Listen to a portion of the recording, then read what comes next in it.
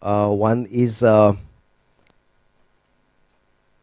I have, I suppose, distributed 3 cases, and I suppose most of you have gone through them, and I can certainly assume you have worked it out. Um, I am a bad lecturer. I can't go on talking. So you also need to talk, and we have only 1 hour 15 minutes in our hands. In principle, what I attempt to share with you today is whatever little I know of Moningasan in a very, very minuscule way. Uh, this session typically has 47 slides. Out of these 47, 10%, more than 20% go in for theory. Being a teacher of repertory in Dhole, a lot of donkey's work has gone into creation of studying a lot of theoretical aspects of Moningasan across the world. Some of them are pretty generic and stand the test of time. So only those I have retained in this PowerPoint. Rest of them is available for all of you in the open domain of the internet. So that I will not go on repeating over here. Any one of you is interested in seeking net links? On the last slide I have my email ID. You can connect with me on that, and I'll pass on the links that will help you to understand something more about Moningasan. Nothing great about that. What I assume is that most of us, which includes my experience with teaching students, Moningasan is a phenomena who is not touched, because it's pretty weird to understand. Kent is a very, very simple man, very easy to refer, very quick to help. Moningasan makes us scratch our head. Obviously, some of my hairs have been lost in that process. And as you go up the ladder and try and touch Bogar, you lose further more hairs. And incidentally, I don't know where Gaurang is. Gaurang apparently heard me talk on Kent, Moningasan and Bogar, and maybe last year. And that's what has possibly triggered him to pull me over here. What is essentially important is many of you who have lost touch of have not, how many of you have of late touched, referred, opened therapeutic pocketbook? Very few of us. It's a universal phenomena. For a simple reason, therapeutic pocket by our standards has very few remedies. So it's a useless repertory. It's very, very difficult to go about the task, and that's the first task of the day. So the first case, as I had indicated in that, has to be solved through therapeutic pocketbook. Now it's a kind of a ragging process that is initiated by me in my teaching curriculum. For a simple reason, it takes students to open books. Unfortunately, most of them are hooked up to softwares, worst softwares. But my personal gut feel is to open a book and see it, because it conceptualizes the way the book is structured and the way the book has to be actually used. Given these openings, you know, these are a very interesting find that we had in one of the internet searches that we had, the original therapeutic pocketbook. We have downloaded the whole stuff of it, and we have also tried to decode the original vis-a-vis what is available in our hands today. And an effort is made to understand what is the difference between the original vis-a-vis what's available in the market today. Having said that, you know, there is a historical part of it. How many of you are interested in this actually? None of you. I can skip all these slides, so that saves some time. But it's interesting for a simple reason. Most of us, I mean, that's a part, and I don't know how many of you have read for MUHS.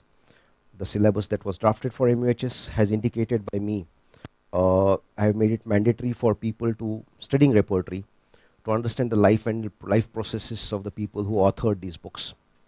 Because without understanding of the life and living of these masters, it's very, very difficult to fathom the conceptualization, the philosophy that evolved, and how it got structuralized in the books that these people created.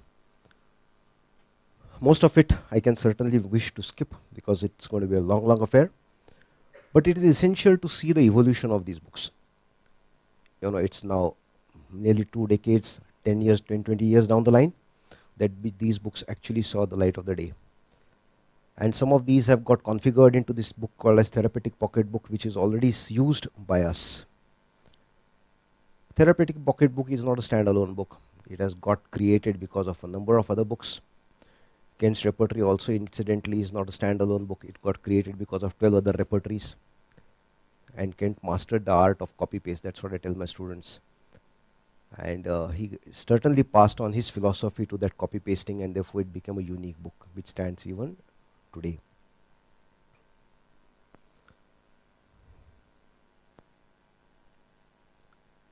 These are additions. What Therapeutic Pocketbook we see today has evolved over a period of time. A number of people, it's not only restricted to the authorship and intellectual property right of Bonningerson. People went on adding to it, and people went on altering this, making additions as well as altering the configuration of the book. And this in itself is a very learning process as to why Alan actually put his head into all this, and why did Robert also get into this process of making an effort to decode Bonningerson. It is essential that we also understand this numbering business. The grading of remedies is one phenomena that most of the repertorians and repertories and the softwares hang on to this aspect of giving numbers to the remedies in terms of different methods and methodologies. Capital bold, capital thin, italics, small, etc., etc., etc., etc.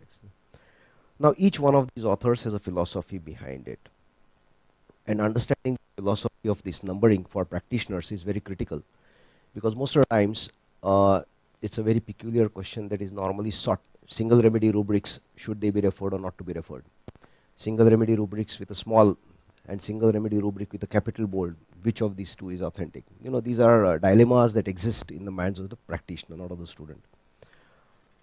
Now, this is somewhere we should principally try and understand from where did this marking evolve. And in Bonningerson's category, there are 5, and the last part of it is the most questionable one. And there are 12 rubrics that are being identified in which this phenomena is applied, and that's where a care has to be taken by all the practitioners who refer this book to choose or not to choose. It's available. I suppose this PowerPoint will be handed over to you so you can refer it at leisure of your time. This whole Therapeutic Pocketbook, as most of us may be appreciating Bonningerson having set down with certain principles, grand generalization, concordance, concomitants. This Therapeutic Pocketbook also evolved through that process. What book we talk of today as BBCR, Boger Bonningerson's, in principle stands its base on this Therapeutic Pocketbook. So without understanding Therapeutic Pocketbook, we may not understand why Boger made all the effort that he did in this BBCR. Having said this, these phenomena and principles stand if one wishes to refer these books. Therapeutic Pocketbook in particular, it's extremely easy to refer it, provided you start using it. Typically, Bonningerson talked of this. Now, this is an indicator to the case 1. The case 1 that you all have, it's a very small case. It's a case worked out by the master himself. I have simply brought it for the learning experience of it. It will just try and share with us how minds worked when they applied their own tools for themselves. Most of the times, we are the ones who use these tools, and most of the times we use it to our convenience. ये rubric है क्या देखो, ये sensation दिख रहा है क्या देखो, ये modality उस location में दिख रही है क्या देखो. That's how we normally go about addressing to the choice and use of repertories. Now, this is one phenomena that we should try and understand. When we talk of location vis-a-vis Bonningerson, all these aspects come into locations. All these aspects get into sensations. So the modalities, so the concomitants,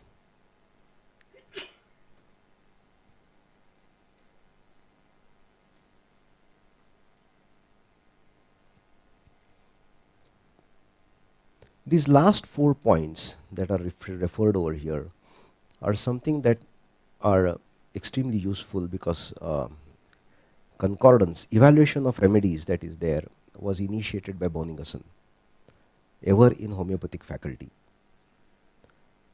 And the logic that he implied is something that the few slides back we just tried to share.